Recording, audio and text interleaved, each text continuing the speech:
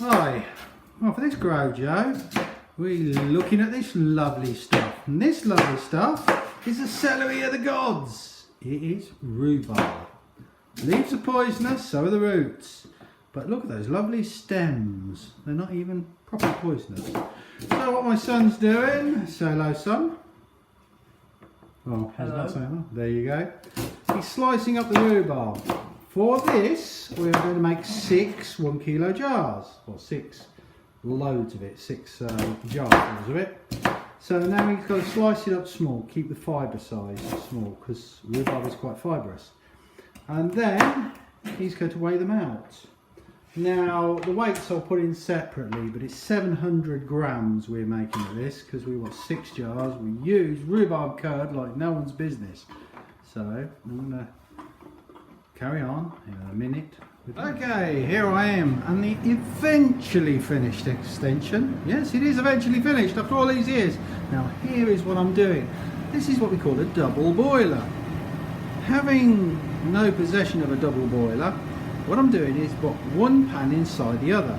Now the outside pan has water in, as you can see, and we are heating it up, as you can see. Now this is because I don't want to overcook this. It has to be 100 degrees or less. So now I'm melting the butter. Onto the butter, which is 300 grams, I'm going to be putting the juice of 2 lemons and then a load of sugar. The sugar I will show you in a minute. Okay, in here you see our jars. Now our jars are heating up in the oven to 150 degrees and have to stay there for 10 minutes. It's very important. That big metal thing is the funnel. It helps you get all the curd into the jam jar and not on the counter. Then when you see this, you can see, there you go, there is the butter melting away. Isn't it getting lovely? Now soon after that we'll be putting the lemon in. Here, cooking separately, is the rhubarb. Now we cook that in a pan on its own with just a little bit of water. It doesn't take very long before the rhubarb goes all sludgy. When it's all sludgy, it's alright. This is the perfect time of year for picking a rhubarb. And then we go across my mucky cooker, it gets a lot of use. So the lemons, I'm going to put 3 lemons in because mine were a bit little. Sometimes you get big lemons, you only need 2. But this time, I'll put 3 in. So, and here we go. And here is my son again. Now he is smashing eggs. There you go. The eggs are for the next stage of the curd. A dozen eggs go in this because we're making a lot of jars. Now you can either use the jars like I'm using, which are clip-top jars, or you can use normal jam jars that you've just recycled. The nice thing about normal jam jars is you can give away as presents. So good. What a Grow Joe. Okay, here's the butter all melted. Now my son now is pouring in the sugar. This is 1050 grams, not 1.5 kilos, just about a kilo of sugar. It has to go in there like that. Whoa, look at that. Dentist beware. And now he's putting in the lemon juice, which is excellent. Now I like this all to dissolve first. It's got to dissolve. It's got to be nice and sludgy before you put the eggs in. And then the eggs, that's the tricky bit. Always the tricky bit is with the eggs. They've all been smashed up. They'll be beaten in a minute. Not too much, just so they're all uniform in texture. And then we put them in. Now I have the stewed rhubarb. Celery of the gods again. Gorgeous stuff. I don't want all this water. So what I can do is I can strain it. Ooh. That's it. I'm going to get most of that water out there. You can use colander, doesn't matter. I'm using my very helpful co-op sieve. There you go. Very hot. Okay, and then when it's all done like that, follow me over some. It can go in with the butter and the sugar. So there you go. That bit's done. Now it can be stirred up. There you go. Now I've used granulated sugar. The granulated sugar is pretty much dissolved now. So what I can do next is the next stage. Make sure it's the last mix. My son, we work as a great team when we're making these preserves.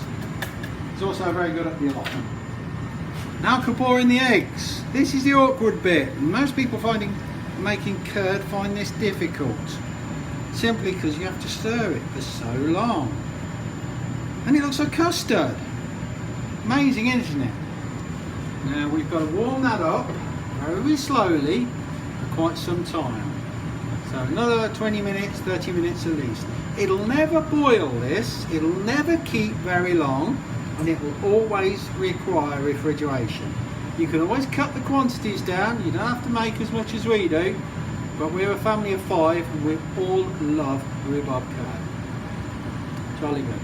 Here's baby Groot. Well, it's not actually, it's his t-shirt. But he's stirring it nicely. You can see it looks so totally different. It's going to change again soon. Now, if you scrape the edge, you can see, if you scrape the edge and show everybody, that's it, just scrape the edge and show them. Look, do you see on the side of the spoon?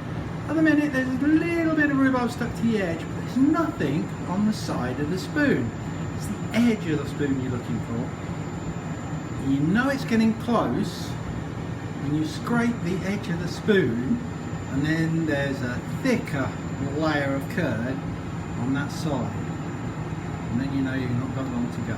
But at the minute we're still heating and it's looking good. It smells wonderful. By the way, the Garojos have been quiet for a while because I've been kicked out of my gardens. However, I'm back in the gardens now, so now I can start to show you more growing tips. But this at the minute is rhubarb. Okay, now you see my son now. Now he is going to show you the trick that we discovered. Go on then, mate. Off you go.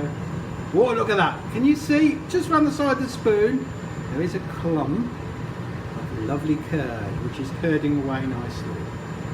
That's it. Try again. That's it. Oh, you can see. Now you know it's very close.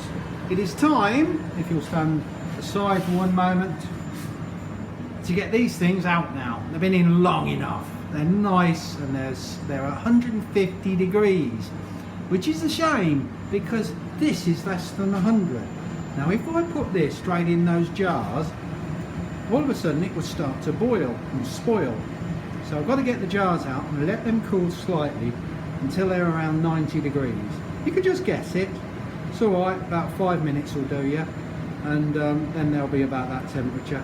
And if you drop any of the curd in the jar and it starts to boil, then you'll know the jars are still a little bit hot and need to be cooled down a bit. I'm going to show you us jarring it in a second. What you do is take that curd and ladle it into your jar. Jar's nice and cold now. And then seal it up and put it in your fridge. You should end up with many jars like this. They won't stay like this so long. If you've got kids like me, they just eat it. Nice on a sandwich, bit of fresh bread, nothing better. I have it in my lunch. You can make strawberry curd, other fruit curds, lemon curd, anything you can think of. You can be as inventive as you like. We like rhubarb curd. That's all for now on this Grojo, and I'll see you on the next one. Bye.